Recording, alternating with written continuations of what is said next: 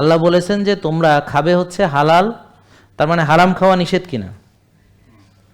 তাহলে খাবে হচ্ছে তৈয়েব, তার মানে নিকৃষ্ট খাবার খাওয়া নিষেধ কিনা? তাহলে তৈয়েব মানে কি উৎকৃষ্ট। তাহলে ফার্মের ডিম কি উৎকৃষ্ট নাকি নিকৃষ্ট? ফার্মের মুরগি কি উৎকৃষ্ট নাকি নিকৃষ্ট? তাহলে যেটা প্রকৃত প্রাকৃতিক, যেটা আল্লাহ যেটা যেভাবে দিয়েছেন সেটা হলো উৎকৃষ্ট, তাজা, সতেজ, হোলসাম ফুড।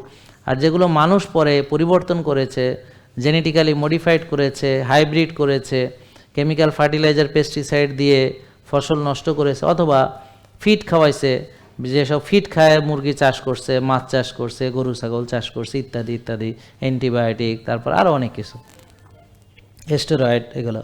তার মানে যত খাবার তৈরির যত পদ্ধতি যেগুলো মানুষ নিজের ব্যবসায়িক স্বার্থে বেশি উৎপাদনের আশায়, হ্যাঁ, যেগুলোকে ধ্বংস করেছে। যেমন একটা দেশি মুরগি থেকে কয়টা ডিম পাওয়া যায়? 2 মাসে 12টা 14টা ডিম পাওয়া যায়।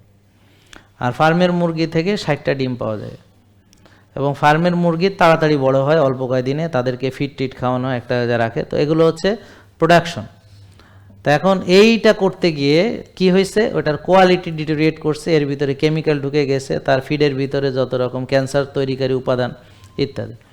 তা এখন কোনো ব্যক্তি সে কোরআনের বাইরে যদি যেতে চায় তাহলে সেটা ভিন্ন কথা, কিন্তু সে যদি ইসলাম মানে কোরআনের ভিতরে থাকতে চায়, আল্লাহর আইনের ভিতরে থাকতে চায়, আল্লাহর হুকুমের ভিতরে থাকতে চায়, আল্লাহকে অসন্তুষ্ট করতে যদি সে না চায়, তাহলে তার খাওয়া উচিত হচ্ছে আল্লাহ যেটা বলেছেন হালাল এবং তৈয়ব।